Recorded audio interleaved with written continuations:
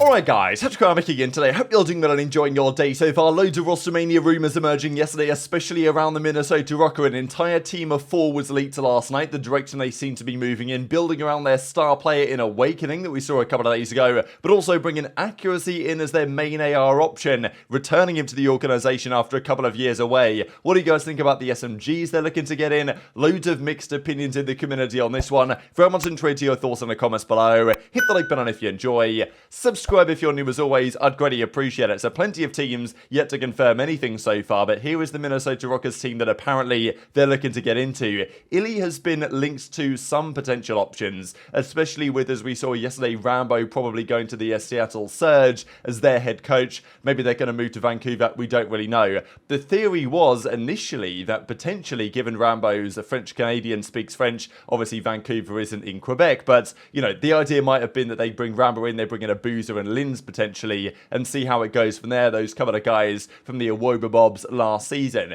They could still get aBeZy for sure. Belgian player, French speaking, speaks good English though as well, but Linz is seemingly going somewhere else. So maybe it becomes more likely now that Rambo might team up again with iLLeY or Hook or someone from that former OpTic setup, and iLLeY has been playing some seriously high roller chals. Here we go in Modern Warfare Remastered with like a 1v1 chal that he was doing for $6,000, and as he says, 5-5, round 11 for 6k each. You know that I'm winning that. So honestly, impressive stuff from iLLeY playing some of the chals on this level, and Drazah's like, nah, India is him after winning that one. So yeah, the chals are back in business. Even on MWR, it was nice to see that game back, because when that game was out, I used to watch a lot of chals. It was aBeZy and Tupac Thuglord would play 2v2 chals. I used to watch the streams all the time. Wanted to mention this quickly as well, because this stadium here in Saudi Arabia is where Crimstappen is for the Gamers 8 ESL tournament. I mean, the setup they have here is pretty spectacular. Like, I don't really know what the viewership is like on these events, but still, they've put together a monster setup. And here is our boy Ian Crimstappen Porter on the right-hand side,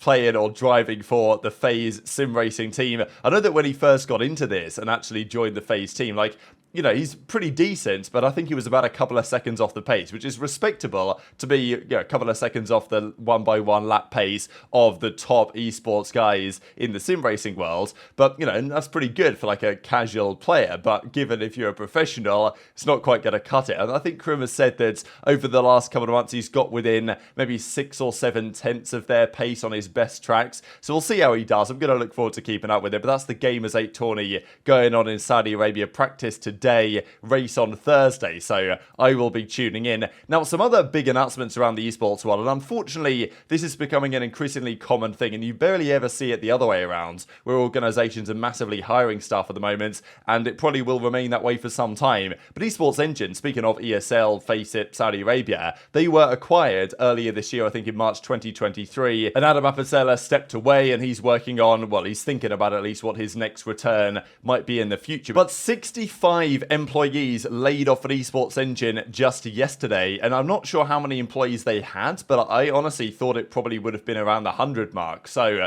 I don't know, maybe it's slightly more than that now, but you could well imagine that this is a massive percentage of the company that's been let go.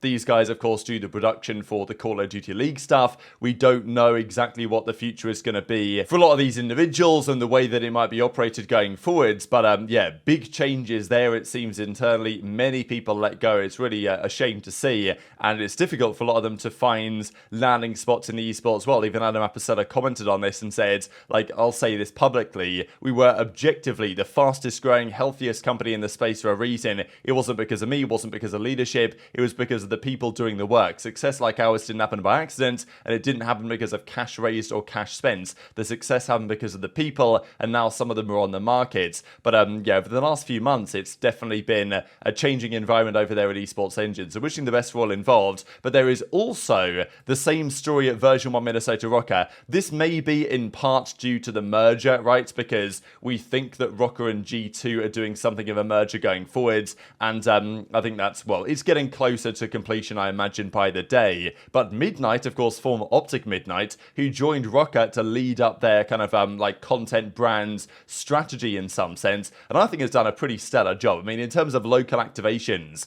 Rokkr have been, I think, the best franchise of that over the last several years. Midnight, I think, has been a part of making that happen, but she was let go officially yesterday. So, yeah, 4 years there, and I do wonder whether, like, you know, the OpTic family will welcome her back in, and I imagine that they would. But still, I mean, lots of changes, loads of these organizations. Maybe it's not a massive surprise when organizations merge, get bought out, things change over the coming months, and that might well be happening at version 1 of the Rokkr as well. And speaking of the Rokkr, we'll get into their roster here in a second. Before we get to that point, though, we've got more mergers, acquisitions, and people losing a lot of money in esports, which is what FaZe presently do. Would it be an intelligent purchase to buy FaZe right now? I'm not sure it would, but still, there were 2 organizations linked to do so that were Enthusiast Gaming. We saw yesterday the rumors that, well, they own Luminosity, who also have a stake in the Seattle Surge, so there's a chance that if Enthusiast were to buy FaZe, that would significantly change what it meant for FaZe and all this type of stuff. The other option was GameSquare, or at least the other organization that were being talked about as having a potential relationship there. So GameSquare, a company that you guys pointed out to me own Complexity, among others, of course, legendary COD esports brands, but are no longer in the league. So that's another possibility. I don't believe GameSquare have commented on this, but Enthusiast actually did say yesterday that they've denied any interest in this option. They've denied submitting an offer to acquire FaZe. I don't actually think the Kevin article actually said they'd submitted an offer. It was more like he said there was some interest there. So I don't think they've necessarily denied what the report was, because they've denied submitting an offer, but they also say they don't anticipate doing so. Doesn't mean they won't, doesn't mean they can't, doesn't mean they won't potentially be interested, but still, they are saying that no, we're not interested, and maybe that's also a little bit of a tactic from them, because if they say, oh yeah, we're really interested in getting FaZe, then other organizations might think, all right, hang on a second, let's have a look at this as well, and the demand goes up, the price goes up. So if the enthusiasts are interested, it's probably in their best interest to say that they're not, but, you know, I don't know, you guys can give your thoughts on that in the comments below. I'm not exactly an expert on this type of stuff, but we'll see how that goes over the coming weeks, I suppose. Let's talk then about the roster that it seems Minnesota Rokkr are trying to put together. Now, this was leaked initially by, can you believe it, of all people, JoeDeceives. So it's funny with J, right, because he's always talked on stream. You remember when, like, Aches would say something on the flank and Ben would be like, oh no, you gotta be careful with what you say. And look, Ben is usually pretty good at this, but he did leak some DMs on stream last night. I don't want to share all these DMs, but I will zoom in on this particular one, where we can see in the flank production chat, we've got Jaden from New York who says, so Rokkr laid people off just to pay Lamar. We've just seen about, you know, version 1 Minnesota Rokkr letting people go. Of course, this is a comment made in jest, but it says, you know, clearly it was a discussion in the chat at the time that Lamar accuracy was coming into the Minnesota Rokkr, and very shortly after Ben leaks this on his stream, we then get the bomb from Jake Hale. We talked about Awakening the other day going to the Minnesota Rokkr potentially, and he'd even implied that in a tweet that he did yesterday, but this is the entire team of 4. Accuracy, Awakening, Vivid, and Lins. Contracts not yet signed, but this is the 4 they want, and it's looking positive. Doesn't seem like they're going to have too much, you know, competition, I suppose, from other organizations around in that ballpark for some of these players. Very interesting selection of players here. Drooper Scar also says that from his understanding that Accuracy, Awakening, and Lins, like, he thought that was going to be a team of 3. He wasn't sure on who the 4th was going to be, so maybe it was Vivid that had kind of been decided on relatively recently. But yeah, what do you guys think about this roster? I know that a lot of fans will say, oh, it's terrible, but I'm not sure that it is actually, especially given the options out there. You can't do that much at this point. If you're a team like Minnesota Rokkr, there isn't that much you can do. Awakening, I think, is a good option, because you bring Awakening in, he brings the slaying power, he's got a lot of talent at his ceiling, and he's one of the players that's worth going for. The question I would then ask is, alright, who are we going to pair up with Awakening to make that work? In my head, initially, I would have said Clayster is the best option, and I still kind of believe that to be true. But depending on the SMGs you bring in, Accuracy could be a better kind of fit there from a Maniar perspective. Because with Awakening, the risk with Awakening is, okay, he brings a lot of slaying power, but is he always making the right decisions? Is he putting enough pressure on the map? Clay is a very fast-paced Maniar. He would bring the pressure, but doesn't necessarily always bring the slaying, whereas Awakening would do both. So I like that as a combo. But Clay has been known and has talked about it in the past with the Subliners team in 2021 to not especially like teaming with 3 guys that he has to, like, bring up all of them to some extent. He preferred to have at least one other guy on his team, I think. At least this was the case a couple of years ago. That has some more experience. And in fairness, Vivid in this case does, but maybe Vivid would need a little bit more guidance. Lins would certainly need a lot of guidance, as I think would Awakening. And is Clay the man to do that job for 3 players in that position? Maybe not. I think the friction and the chemistry certainly did kind of fall off a cliff a little bit during the 2021 season with Clay and Asim, whereas Accuracy is kind of built for stuff like this. That's what he's done with the Seattle Surge. Is this team just a worse version of that Seattle Surge squad? Maybe it is, but in fairness, Seattle did win an event during their Vanguard year with Pred and Mac and Civ, and maybe you compare these trio to Pred and Mac and Civ and you say, okay, it's worse. But it seems to me this is an attempt to build a Seattle Surge-esque roster from scratch, and I think they might well do a pretty good job on this one. Now, before we get into discussing Lins as a player, did just want to quickly mention here, because as Ronnie says, and I believe he's in hospital at the moment undergoing some physio stuff, so wishing him the best for the coming out, however long he's going to get stuck in there, but I think he's going to be okay with any luck.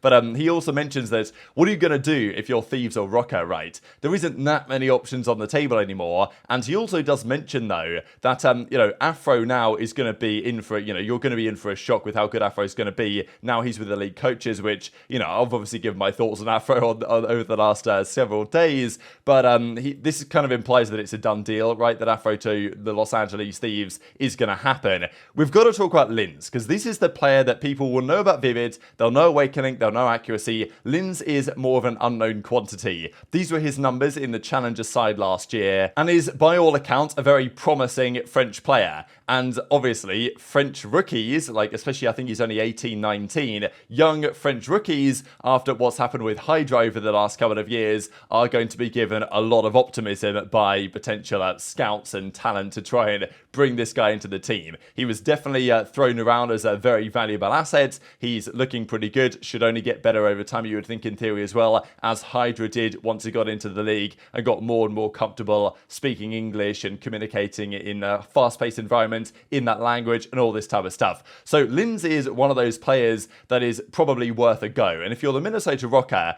I do actually like the direction they're going with here. I would kind of almost, part of me prefers Clay, because I think in terms of damage and impact and probably in terms of pure KD, Clay's going to give you more than Accuracy will. But is Accuracy the best fit to bring up 3 guys into a Seattle Surge-esque system? Quite possibly, yes. So the more that I think about this Accuracy thing, the more I think, all right, this actually could be a pretty decent idea. Vivid is an interesting choice as well for the player alongside Lins, because we saw Lins brings a fair bit of the same numbers, and Vivid, formerly of Boston last year, I think has been a very promising player for some time, and even I would say in the Cold War days, when he was on that Dallas Empire team, was a pretty crucial part as to why they were pretty good. Very fast-paced when he needs to be, does have a tendency to go a bit too rogue at times, so I know that, when Nero and Vivid were a thing on Boston, it was like, well, they're kind of in some sense the same player, but Vivid does have a bit more experience, and I think that might be valuable as a partnership there with Lins. So while on paper it doesn't look spectacular, I think the risks they're taking here and the players they're getting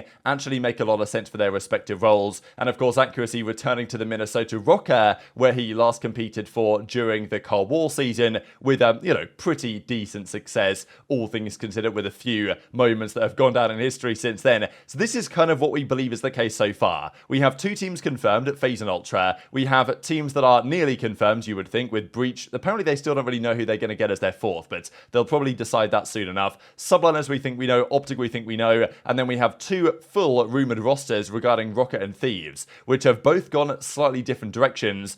Don't know what you guys think. Who's the better roster out of these 2? I'm not going to comment on that yet. I'm going to need to think a little bit more about it, but definitely intrigued to your thoughts in the comment section below. Hit the like button if you enjoyed, subscribe if you're new, take care, and I'll see you next time.